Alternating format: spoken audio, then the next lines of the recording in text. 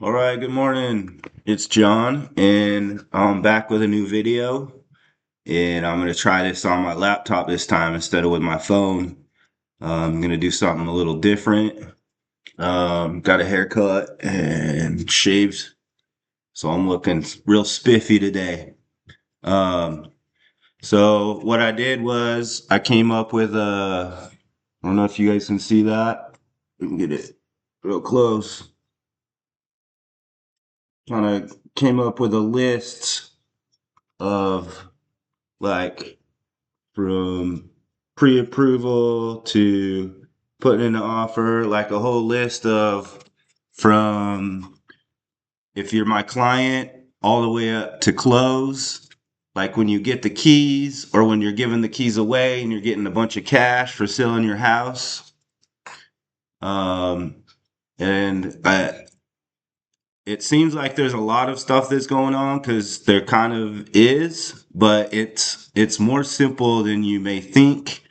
And I'm here to tell you that there's a lot of you out there that are eligible and can get into their own house that are putting money into rentals, paying for other people's dreams instead of paying for your own.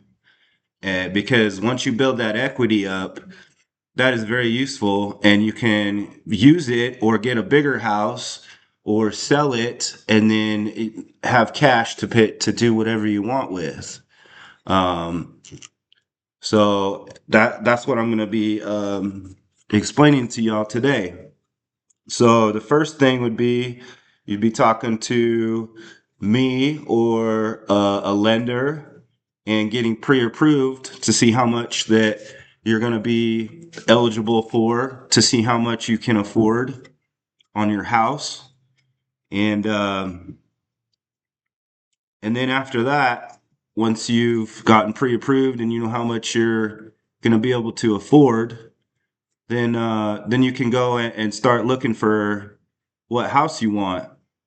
And so I figure there's a lot of you out there that are in that stage where you could go to the lender and find out what you can do, because there's a lot of what you call misbeliefs or things that are holding you back that maybe somebody's told you that isn't a realtor, that isn't a lender, just common fallacies. A fallacy is something that is you can prove wrong or that has been explained to you a certain way and it's wrong, or it may be somewhat right but wrong in general.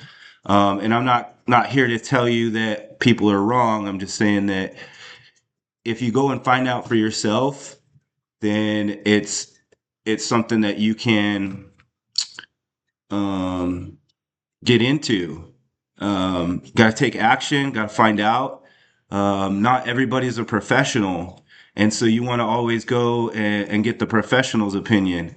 And just a side note on that, I'm not a professional mechanic.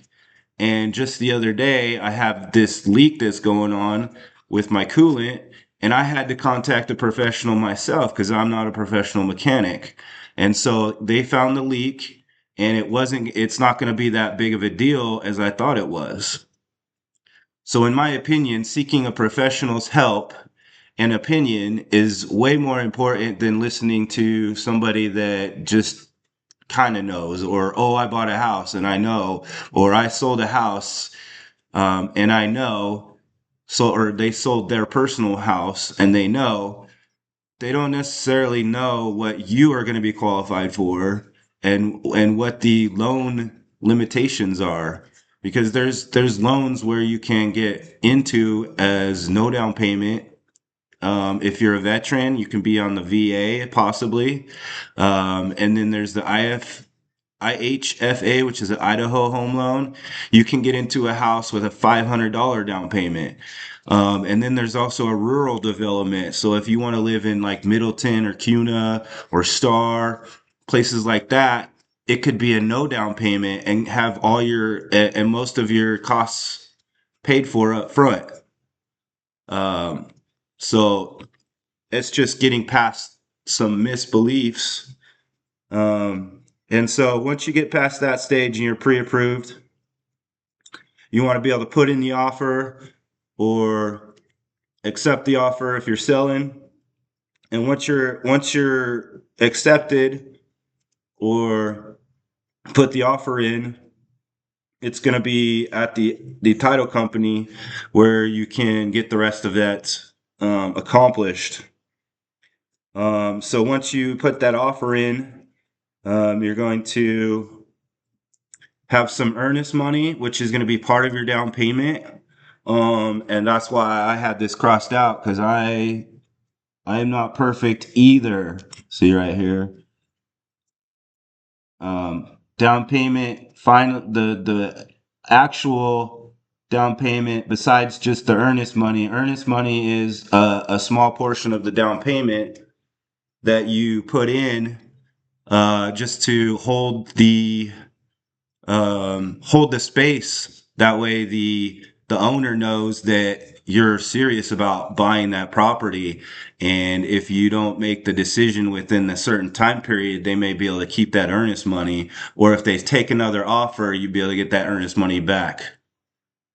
So that's just kind of like holding your spot in line, or holding your spot as one of the people that are interested at the offer that's put in on the house.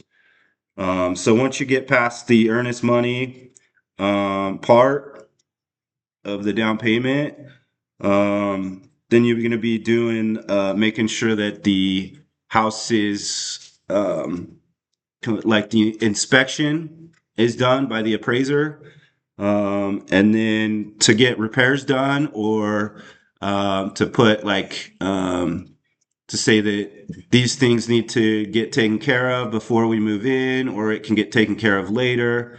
That's all part of the process. Once we put in an offer, they're going to send us back.